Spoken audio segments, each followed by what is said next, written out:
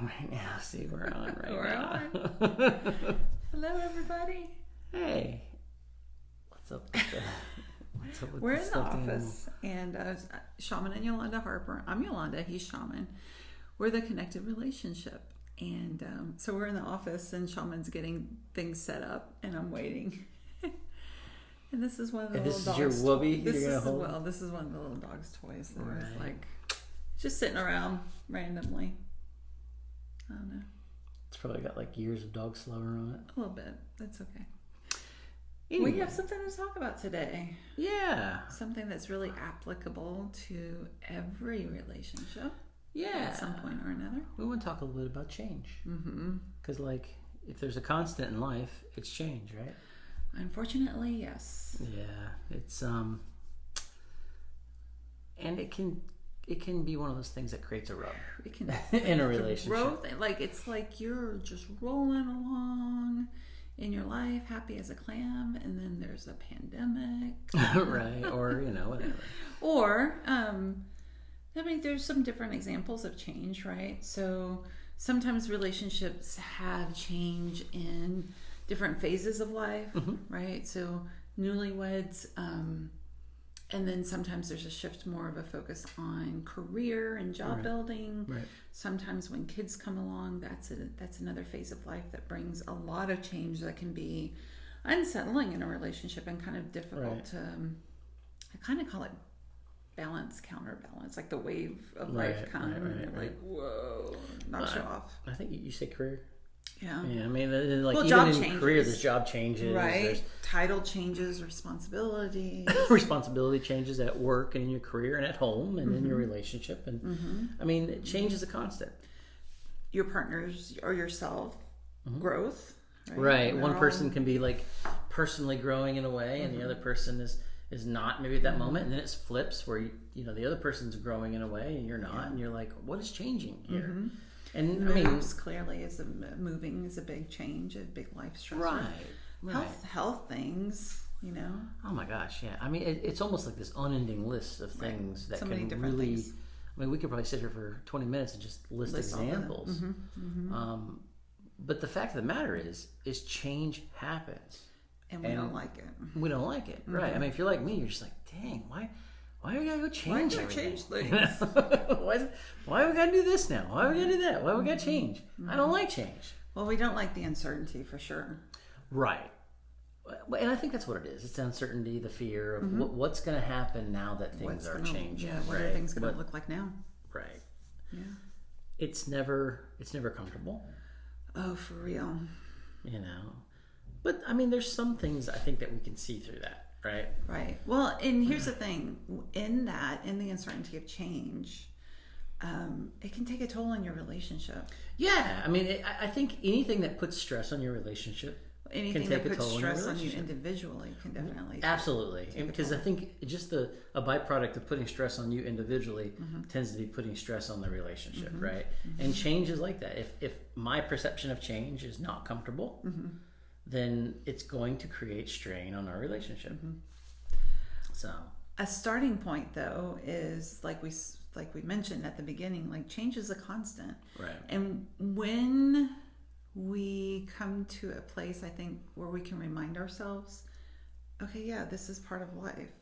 Right. Taxes are part of life. right. These things that we don't like, Right. they're part of life.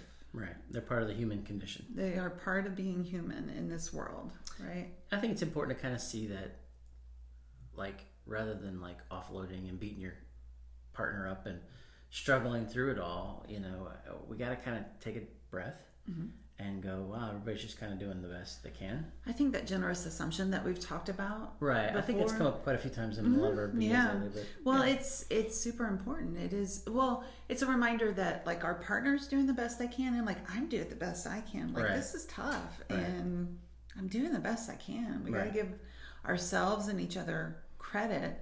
That doesn't mean that we don't kind of talk through some of the ways that comes out in the wash. Like, I can believe that you're doing the best that you can and still make a request of you or put a boundary into place, right? That like, this isn't helpful. Right. Right. But just kind of starting from that, like, okay, what would this conversation look like if I make the assumption that Shaman's doing the best he can, right, and I'm doing the best I can. So much I think in life would be different if we approached conversations that way. This is why I do the work that we do. Yeah. So yeah, we're doing the best that we can, right. And like our personal journey is kind of that of finding the middle path. Right. It's that kind of like struggle, surrender kind of thing. Yeah. Like where am I going to land in that? Yeah, right. And you can like keep fighting it, right. Or you can say, okay, this is what it is. What's my next step? What's my next step that's in alignment with my values, my integrity, how I want to show up with my partner, how I want to show up in my life. That's always that's the yoga struggle, right? Like like when you're getting into a pose that might be a strain or difficult, and you're like, oh my God, I think I'm going to die. And then you're like, just breathe, just breathe. Yeah. And then you kind of finally accept it. Right. Yeah. And it's kind of like the inhale, exhale, like inhale, like we're doing the best that we can. Right. Exhale, like what can I loosen? What can I accept, instead of like building the brick wall and saying, no, and resisting. Right. Because resisting is like, it's never wasted works energy. well, right? Yeah. It's wasted energy. And then, the flip side of that is like diving into like, oh, whoa, like this is so horrible. And we can acknowledge, yes, it's tough. It's a tough situation. And that's where some of the self-compassion stuff that we talked about before comes in. Like I can acknowledge this is tough. I can remind myself I'm not alone in this, and I can be kind to myself and my partner.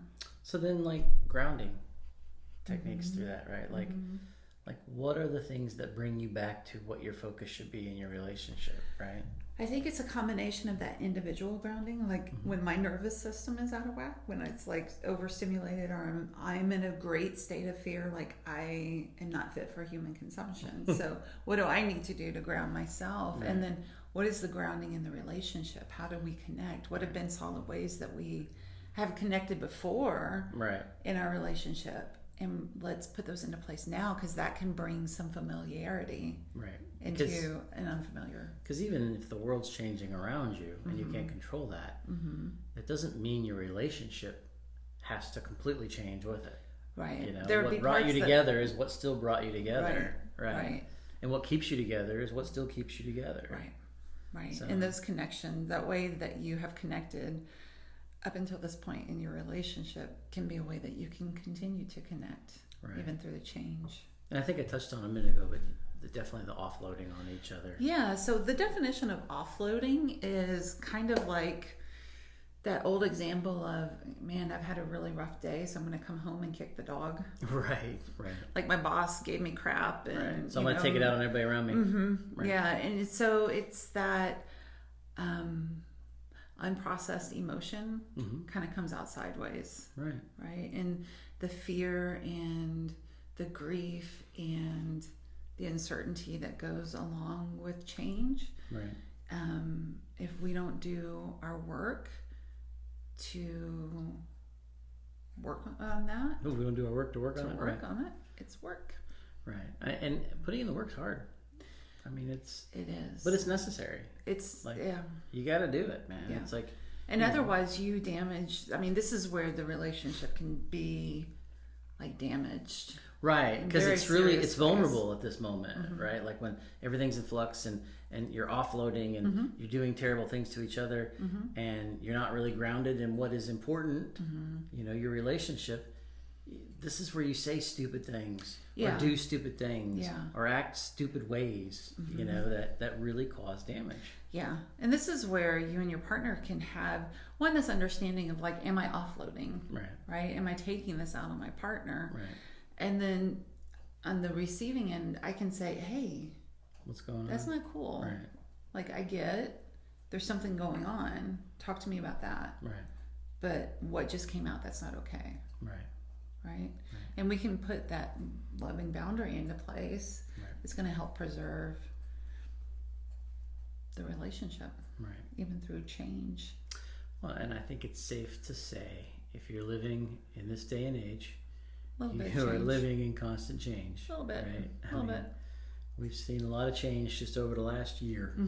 You know, and again, it's a state of life. I mean, it's part of life. So get really clear for yourself and with your partner. Start with that like grounding in your relationship. What are some of the ways that you and your partner connect that are familiar, right? Is it the holding of the hand? Is it the, rubbing of the back, a hug? Little things like that. Right, little things. And I think if you've got a good like toolbox of those, that helps, right? Like if you can practice those things and you know those things, and you're like, these are our things. Yeah. And it's just taking a couple of minutes to remind yourself what those things are, right? And being intentional about, oh yeah, this is what we know, right? So this is the steadfast in the storm, right? For real. For real, we got it. So, what are some changes that are happening in your life right now or that are looming? Because sometimes that can be even more challenging to know that a change is coming. Right. All the anticipation. Like bracing against it. Right. And how are you going to intentionally connect with your partner in your relationship? Those are the questions. The challenge. The challenge. Good to see everybody. Have a good one. Have a good week.